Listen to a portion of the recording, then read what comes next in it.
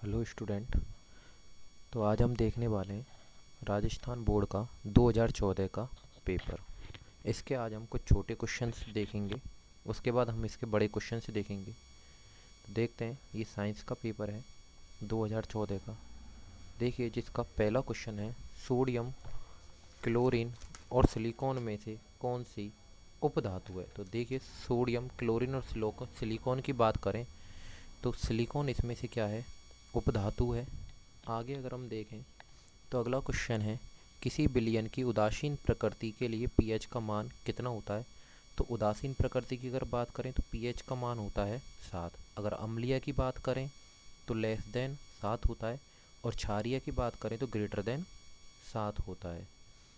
चींटी के डंक से स्राव होने वाला अम्ल का नाम लिखिए। तो चींटी के डंक से जो अम्ल निकलता है वो निकलता है फॉर्मिक अम्ल। कौन सा अम्ल निकलता है? फॉर्मिक अम्ल निकलता है।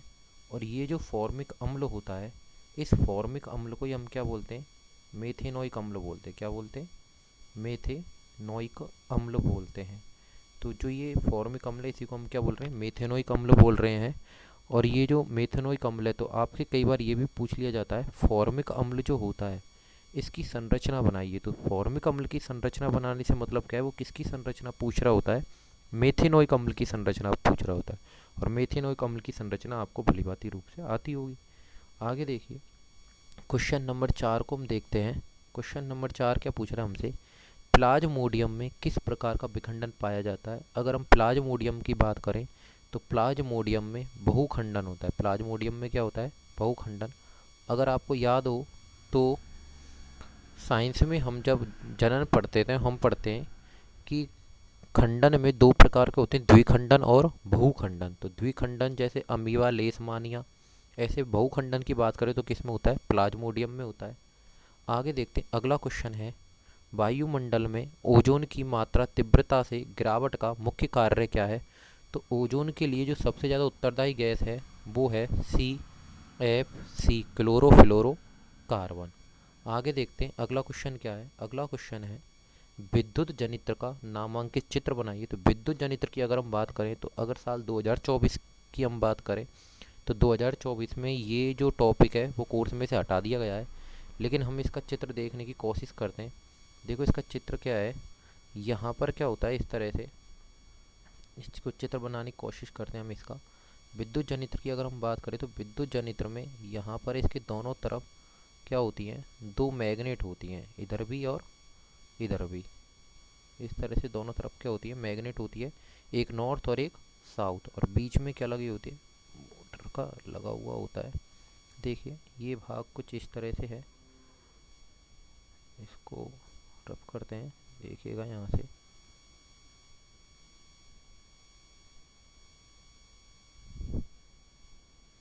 आगे देखिए, इसको इस तरह से जॉइंट करके यहाँ पर, ये यहाँ पर दो क्या होते हैं? बलय होते हैं। और ये इनके पीछे क्या लगी हुई होते हैं? ब्रश लगी हुई होते हैं। लेकिन आपके ये 2024 की हम बात करें थे, नॉर्थ और साउथ दो चुंबक हुई। अब ये जो है वो आपके हटा दिया गया है।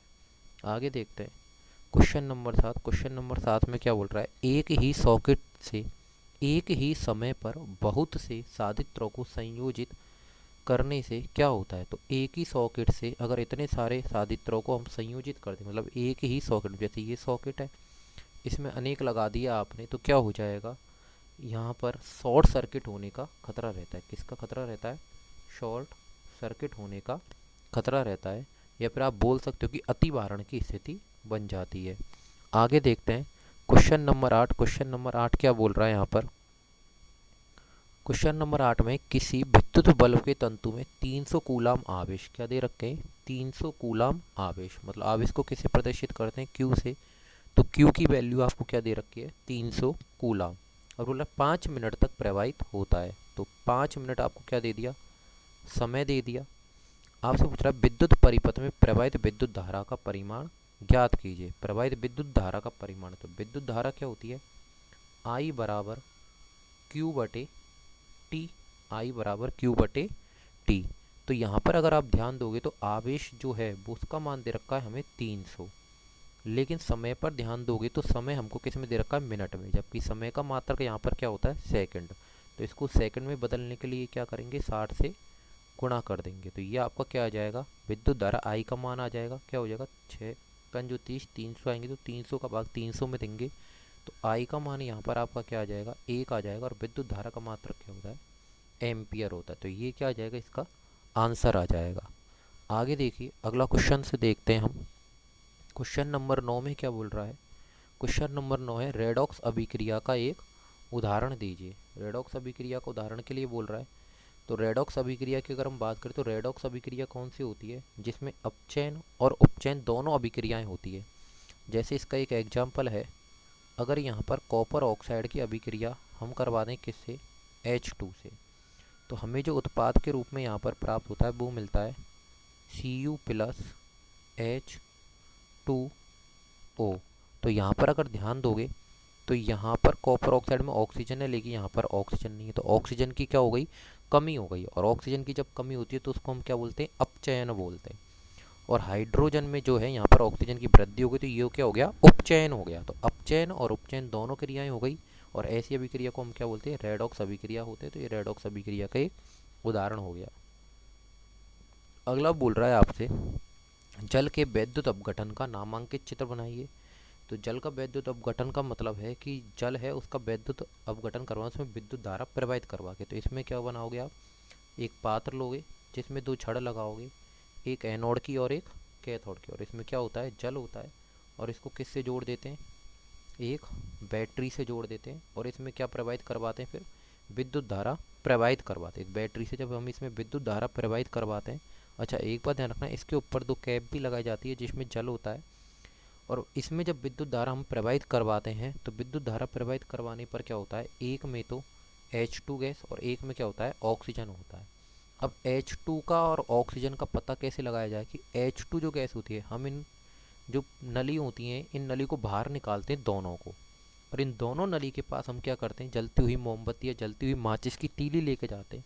अगर वो फटफट की ध्वनि के साथ चलती है तो वो हाइड्रोजन गैस होती है, मतलब बुझी जाती है लगभग। और अगर ऑक्सीजन के साथ अच्छे से जल रही है, अगर वो माचिस की तीली अगर अच्छे से जल रही है तो वो ऑक्सीजन है, और जो फटफट की ध्वनि है लेकिन लगभग बुझी जाती है तो उसे हम क्या बोलते हैं, उसमें क्या है, हाइड्रोजन गैस है। तो इस प्रकार से हम यहाँ पर इसको ज्ञात करते हैं। आगे देखते हैं, आगे आपसे पूछ रहा है जीवाश्म ईंधन क्या है, ऊर्जा के किस प्रकार का स्रोत है। तो ये संग्रहित ऊर्जा है।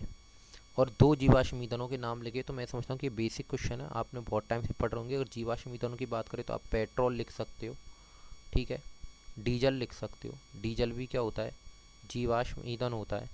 उसके अलावा आप यहाँ पर कोयला भी लिख सकते हो, कोयला भी क्या है, जीवाश्म ईंधन है। सॉरी कोयला, ये भी क्या है, जीवाश्म ईंधन है। तो ये सारे क्या हो गए, जीवाश्म ईंधनों के नाम हो गए। ये संग्रहित ऊर्जा है। आगे देखते हैं हम, क्वेश्चन नंबर 11 में क्या पूछ रहा है, प्रकाश संश्लेषण के प्रक्रम में होने वाली कोई 2 घटनाएं लिखिए। तो देखो अगर प्रकाश संश्लेषण की बात करें हम, तो प्रकाश संश्लेषण में बेसिकली क्या होता है, पादप की जो पत्तियां होती है, पादप की पत्तियां कार्बन डाइऑक्साइड गैस लेती है। क्या लेती है, कार्बन डाइऑक्साइड गैस लेती है। और पादप की जड़ में आप हम क्या डालते हैं, H2 डालें। तीसरा, जो उपस्थिति की ज़रूरत होती है वो होती है सूर्य के प्रकाश की, सूर्य के प्रकाश की। तो ये क्या है, प्रकाश ऊर्जा है। तो अगर हम प्रकाश ऊर्जा की बात करें, पहली 2 घटनाएं पूछी हैं, तो अगर हम प्रकाश ऊर्जा की बात करें तो प्रकाश ऊर्जा परिवर्तित हो जाती है किसमें, रासायनिक ऊर्जा में। प्रकाश ऊर्जा किसमें परिवर्तित हो जाती है, रासायनिक ऊर्जा में परिवर्तित हो जाती है। जल की बात करें तो जल का वियोजन हो जाता है कैसे, H2 और O2 में। यहाँ पर H2 और O2 में, तो यहाँ पर हाइड्रोजन और ऑक्सीजन क्या होते हैं, अलग अलग हो जाते हैं यहाँ पर, तभी तो ऑक्सीजन हमारे यहाँ पर निकल रही हुई होती है। इस तरह से क्या होती है, इसमें 2 घटनाएं जो किसमें होती हैं, प्रकाश संश्लेषण की क्रिया में होती है। समझात और समवृत्ति अंग की बात करें तो समझात और समवृत्ति अंग 2024 के सिलेबस में से, साइंस के सिलेबस में से हटा दिया गया है। यहाँ पर अगर आपको ये देखना है तो इसको देखने के लिए हम थोड़ा सा ये इस तरह समझ सकते हैं कि 2 चीज़ें समझिएगा यहाँ पर, कि एक तो होती है संरचना, एक तो क्या होती है, संरचना, और एक होता है विकास, एक होता है विकास। 2 चीज़ों को समझिएगा, एक होती है संरचना और एक होता है विकास। अगर संरचना और विकास क्या हो, समान हो, ये दोनों क्या हो, समान, ऐसे जीवों की बात कर रहे हैं जिसमें संरचना भी समान हो और विकास भी क्या हो, समान हो। मतलब ये वो अंग हैं जीव के जिनकी संरचना भी समान है और विकास भी क्या है, समान है। अथवा दूसरी चीज़ क्या हो सकती है, संरचना और विकास क्या हो सकती है, भिन्न हो सकते हैं। तो किसी जीवों के अगर संरचना, जैसे दो जीव हैं या दो से अधिक जीव हैं, उनकी संरचना किसी अंग की संरचना और विकास क्या है, समान है, तो उन्हें तो हम क्या बोल रहे हैं, समजात बोल रहे हैं। क्या बोल रहे हैं, समजात। लेकिन अगर भिन्न भिन्न है तो उन्हें हम क्या बोल रहे हैं, समवर्ती अंग बोल रहे हैं। बेसिकली 2024 के में से हटा दिया गया है। आगे देखते हैं हम, कायिक प्रवर्धन किसे कहते हैं। कायिक प्रवर्धन का एक लाभ लिखिए। तो कायिक प्रवर्धन आप सभी जानते होंगे।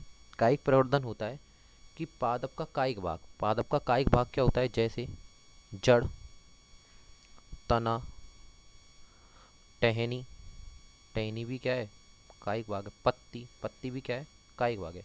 तो इन सब कायिक भागों से हम क्या करते हैं, एक नया पौधा प्राप्त कर लेते हैं। इन सब कायिक भागों से हम क्या करते हैं, एक नया पौधा प्राप्त कर लेते हैं, जिसको हम क्या कहते हैं, इस विधि को हम क्या कहते हैं, कायिक प्रवर्धन। जैसे अगर मैं टहनी की बात करूँ तो आपने अंगूर की बेल होती है, अंगूर की बेल से प्राप्त कर लिया, अंगूर की बेल को काट लो, अंगूर का दूसरी बेल उगाई जा सकती है। ऐसे गुलाब का पौधा उगाया जा सकता है। पत्ती की बात करें तो हमने ब्रायोफिलम पढ़ा है, ठीक है। अच्छा, अगर कायिक प्रवर्धन के एक लाभ की बात करें तो कायिक प्रवर्धन का एक लाभ होता है कि सभी जो पौधे होते हैं वो अपने मात्र पौधों के समान होते हैं। सभी पौधे मात्र मात्र मतलब अपना जो उनका जनक है, मतलब माता है, उसके समान होते हैं। तो ये क्या हो गया, इसका एक लाभ हो गया कि जो नए पौधे बनेंगे वो अपनी मात्र के समान होंगे। आगे देखते हैं अगला क्वेश्चन। क्वेश्चन नंबर 14 आपसे क्या बोल रहा है। क्वेश्चन नंबर 14 है कि अंतरिक्ष यात्री को आकाश काला क्यों प्रतीत होता है। तो काला प्रतीत होने का एक ही रीजन है कि यहाँ पर अगर अंतरिक्ष से देखता है, अंतरिक्ष यात्री को आकाश इसलिए काला प्रतीत होता है क्योंकि वायुमंडल की उपस्थिति नहीं होती, वायुमंडल की उपस्थिति नहीं होती है ना, इसलिए कैसा प्रतीत होता है, काला प्रतीत होता है। हाँ, अगर वायुमंडल होता है तो उसका अपवर्तन हो जाता है। जैसे हम पृथ्वी से देखते तो हमें पृथ्वी से नहीं प्रतीत होता, हमें पृथ्वी से कैसा प्रतीत होता है, नीला प्रतीत होता है। ठीक है, अगला क्वेश्चन देखते हैं। आंखों की पुतली का आकार को इसका कौन सा भाग नियंत्रित करता है। तो आंखों की पुतली के आकार की अगर हम बात करें, देखो दो चीज़ें होती हैं। एक तो होता है आंखों में लेंस, एक तो क्या होता है, आंखों में लेंस होता है, और एक होती है आंखों में पुतली। तो पुतली की अगर हम बात कर रहे हैं तो पुतली को तो नियंत्रित करती है कौन, परितारिका। पुतली को कौन नियंत्रित करती है, परितारिका। और लेंस की जो वक्रता है उसको कौन नियंत्रित करती है, पक्षमाभ पेशियाँ नियंत्रित करती है, पक्षमाभ पेशियाँ नियंत्रित करती है। तो ये आपके 2014 के कुछ छोटे क्वेश्चंस थे जिनको हमने करा था। आगे हम अगले में कुछ बड़े क्वेश्चंस को देखेंगे। धन्यवाद।